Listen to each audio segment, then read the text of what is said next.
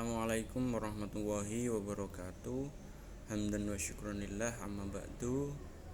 Alhamdulillah pada pagi hari ini kita bisa melanjutkan pelajaran selanjutnya mengenai tentang menuai keberkahan dengan rasa hormat dan taat kepada orang tua dan guru.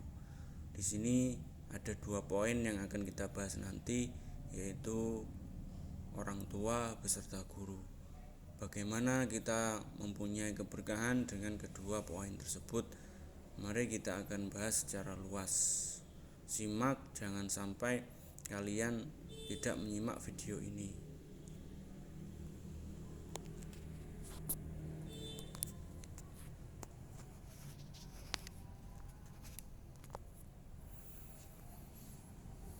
Menuai keberkahan dengan rasa hormat dan taat kepada orang tua dan guru. Di sini ada gambar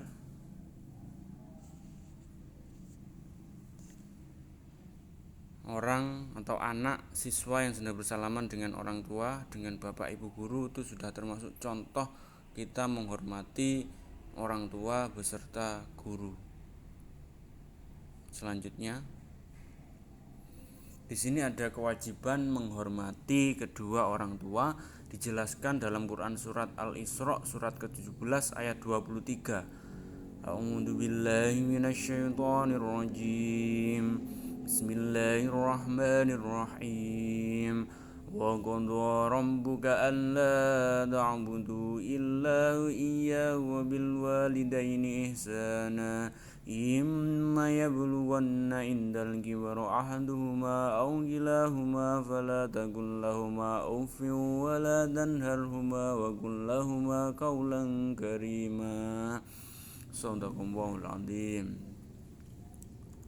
Artinya, dan Tuhanmu telah memerintahkan agar kamu jangan menyembah selain Dia, dan hendaklah kamu berbuat baik pada ibu bapak. Jika salah seorang di antara keduanya atau kedua-duanya sampai berusia lanjut dalam pemeliharaanmu, maka sekali-kali janganlah kamu mengatakan kepada keduanya perkataan dan janganlah kamu membentak mereka, dan ucapkanlah kepada mereka perkataan yang baik. Wala taqul lahuma uffi wala tanharhuma. Di situ jangan kamu mengatakan keduanya dengan perkataan uff. Di sini sudah dijelaskan dalam arti Quran surat Al-Isra tadi, janganlah kamu menyembah selain Allah dan berbuat baiklah kepada kedua orang tua. Selanjutnya, isi kandungan ayat di atas adalah yang pertama, mewajibkan kita untuk berbuat baik kepada ibu bapak. Jadi sudah dijelaskan dalam Al-Quran, tertulis di dalam pedoman orang Islam itu bahwasanya kita wajib menghormati, wajib berbuat baik, yaitu dalam bahasa Arab birrul walidain, berbuat baik kepada bapak dan ibu. Yang kedua, bertutur kata lemah lembut. Janganlah kalian itu berkata kasar. Ngobrol dengan orang tuanya, kalian berkata yang lebih keras dengan ibu bapak kalian. Nah, itu tidak boleh. Yang nomor 3, mengucapkan kata tidak diperbolehkan oleh agama. Yang dimaksud kata yaitu adalah ketika kalian disuruh oleh bapak ibu, orang tua kalian di rumah, kalian menjawab. Nah, bahasa Jawanya itu sik. Contohnya seperti ini. Andi belikan gula di toko. Sik pak, sik bu. Nah, itu mengucapkan kata dalam bahasa Arab uff. Nah, itu tidak diperbolehkan oleh agama. Apapun yang orang tua bilang itu kita harus melaksanakan. Tidak boleh menjawab. Nomor 4, tidak boleh berkata kasar. Nah, orang tua kalian memberitahu, menasehati, kalian malah berkata kasar yang perkataannya itu lebih keras dari orang tua kalian ketika kalian diberikan nasihat. Gini loh bu, gitu loh bu. Nah, itu tidak boleh. Tidak boleh memperlakukan mereka kasar. Orang tua kalian sudah lanjut, usianya sudah tua renta, kalian memperlakukannya dengan kasar. Contoh, kalian gak mau nyapu, orang tua kalian yang nyapu. Nah, itu memperlakukannya dengan kasar. memotong pembicaraan. Orang tua belum selesai menasehati, ngobrol, langsung kalian potong dengan keadaan kalian tidak mendengarkan atau kalian langsung menghindar dari orang tua kalian. Melaksanakan nasihatnya. Nah, ini yang paling penting. Apapun yang orang tua bilang, nah itu kan harus melaksanakan, karena orang tua yang paling mempunyai pengetahuan, mempunyai pengalaman yang sangat baik sekali. Selanjutnya, keberkahan anak jika berbakti kepada kedua orang tua. Di sini ada keberkahan. Anak itu pasti menuai keberkahan jika anak itu berbakti kepada kedua orang tua. Yang pertama, Allah Subhanahu wa taala akan membuka pintu surga, mendapat pahala yang besar, dapat melebur dosa-dosa besar. Nah, ini kalau ada anak yang selalu berbakti kepada kedua orang tua. Kalian saja sekarang disuruh bapak ibu di rumah, pasti kalian menjawab. Nah, mulai sekarang jika kalian disuruh oleh orang tua kalian di rumah, janganlah kalian mengatakan sik dalam bahasa Jawanya, langsung segera. Ada cerita atau kisah dari sahabat Nabi Muhammad SAW ketika sahabat Nabi sedang sholat sunnah. Nah, sahabat Nabi itu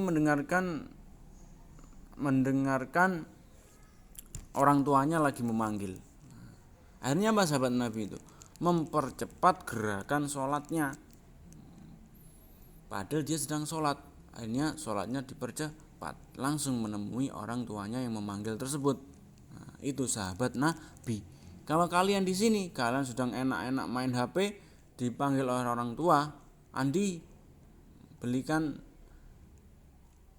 gula di toko. Sek bu. Nah, padahal kalian masih mainan HP. Nah, bagaimana dengan cerita atau kisahnya Nabi Muhammad, sahabat Nabi Muhammad tersebut? Nah, apakah baik apa tidak? Nah, jadi kita mencontoh sahabat Nabi Muhammad SAW. Selanjutnya, nah ini tentang guru. Nah, sebelumnya tadi ada tambahan lagi mengenai menghormati kepada kedua orang tua, itu sudah dijelaskan dalam Quran surat Al-Isra. Nah, di sini ada hadis lagi, kedudukan ibu lebih tinggi dibandingkan ayah. Nah, ada. Jadi yang paling kita hormati yang pertama adalah seorang ibu, karena ibu yang sudah melahirkan kita, mengandung kita, menyusui kita, mulai kita dari nol bayi, dari kandungan. Nah, kita harus menghormati ibu. Nah, itu sudah ada di dalam hadis.